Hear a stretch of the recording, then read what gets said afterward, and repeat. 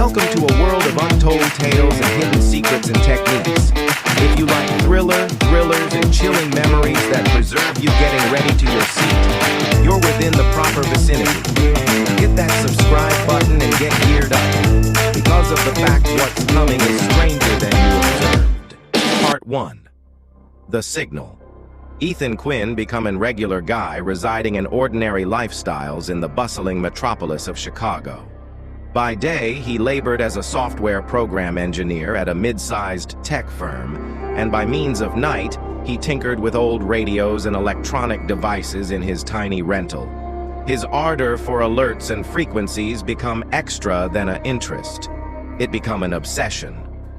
One wet nighttime, as thunder rumbled out of doors, Ethan sat hunched over his workbench, surrounded via blinking lighting and tangled wires. His modern task turned into a custom radio receiver designed to test frequencies beyond the regular human range. He hoped to seize something unusual, something no person else had heard earlier than. Hours surpassed in silence, till all of a sudden, an abnormal pattern emerged from the static, a sequence of pulses, nearly like a code. Ethan's heart raced as he adjusted the dials to get a clearer signal. The pulses repeated, consistent and rhythmic, unlike any herbal interference or radio noise he had encountered. Curiosity was pleasure. Was this some mystery army transmission, or perhaps an extraterrestrial message? Ethan fast started recording the signal, then started to decode the pulses, the usage of a software he wrote himself. What he located made his blood run cold. The pulses weren't random. They were coordinates, geographical points on Earth, but not just any places. The coordinates pointed to locations where abnormal disappearances had been pronounced over the past decade, places the government in no way explained. Ethan's mind raced with questions. Who changed into sending this, and why reveal these places now? As he stared at the sparkling screen, a brand new message seemed at the radio. Clear and unmistakable. Help us. Before he ought to react, the strength in his condo flickered and went out, plunging him into darkness. Part 2. The first location. The room remained pitch black for some seconds earlier than the emergency lighting fixtures in the hallway outdoor his apartment flickered on. Ethan fumbled for his smartphone, the glow from the screen slicing via the darkness. His heart turned into pounding, now not simply from the unexpected blackout, but from the chilling message he'd just received. Help us. Who were they? And how did this message get through the static? Without losing a second, Ethan grabbed a pocketbook and jotted down the coordinates the sign had revealed. The first set of numbers corresponded to a small metropolis in northern Minnesota called Red Hollow, a location he'd never heard of before. He pulled up satellite pictures on his telephone, scanning for any clues. The city appeared deserted. Old homes, cracked roads, and thick woods surrounding the place. It regarded frozen in time. There becomes something haunting approximately the region. The disappearances tied to these coordinates all took place near far-flung or deserted websites, and Red Hollow matched that sample perfectly. A selection fashioned quick in Ethan's mind. He couldn't forget about this. He had to see it for himself. The subsequent morning, armed with a backpack, some necessities, and his portable radio receiver, Ethan set out for Red Hollow. The pressure turned into lengthy and quiet. The metropolis noise replaced through stretches of empty toll road and dense forests. When he sooner or later arrived, the town's silence became eerie. No human beings, no motors, no symptoms of lifestyles, just the faint rustling of wind through the trees. As he explored, Ethan's radio crackled once more, the strange signal returning. This time, the message changed into exclusive. You're close. Find the reality. He observed the coordinates deeper into the woods, his footsteps crunching on dry leaves. Then, simply as the sun dipped under the horizon, he stumbled. Part 3. Beneath the surface.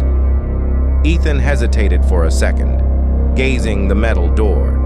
It appeared ancient, yet oddly nicely preserved, as if a person had hidden it carefully.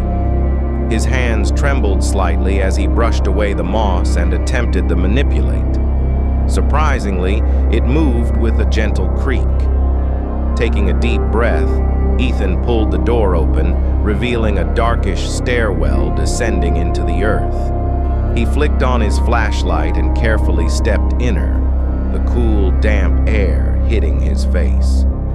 The stairs spiraled downwards, disappearing into thick shadows. At the lowest, Ethan discovered himself in a narrow tunnel, covered with unusual symbols carved into the walls. Symbols he didn't understand, but by some means felt acquainted. His radio receiver crackled to lifestyles again, this time emitting a low hum in preference to the same old pulses. He accompanied the tunnel deeper, each step echoing softly.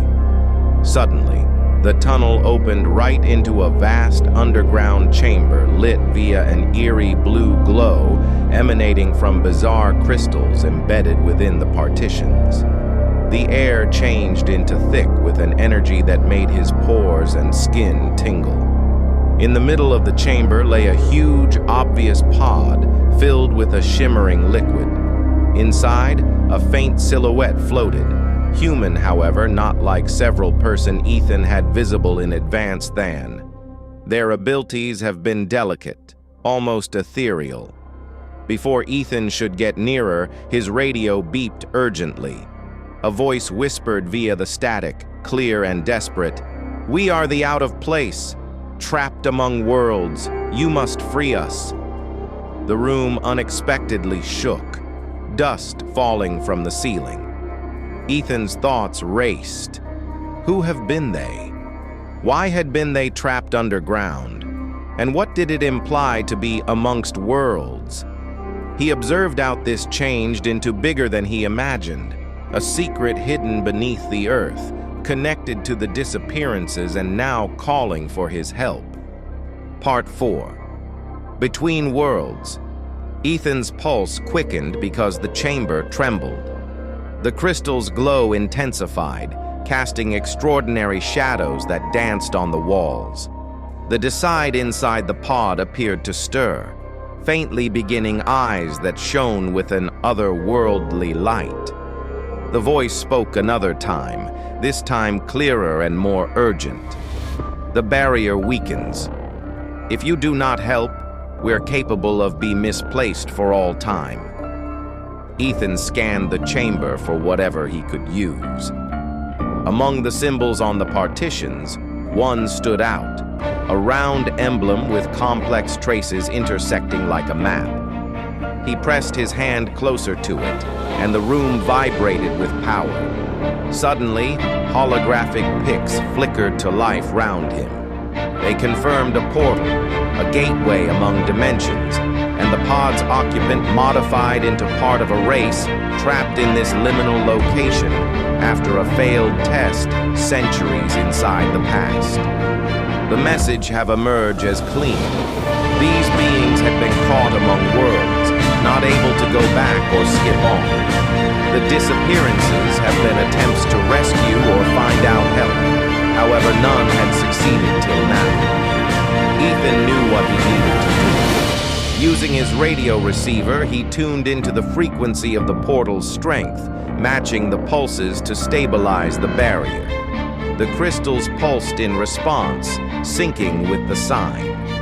With a very ultimate surge, the pod's liquid tired away, and the being stepped out, a tall, glossy discern who checked out Ethan with gratitude.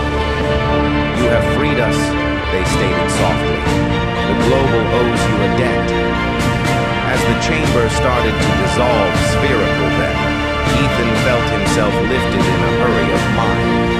When the brightness faded, he was status on my own outdoor, the metallic door, which modified into now sealed and hidden yet again.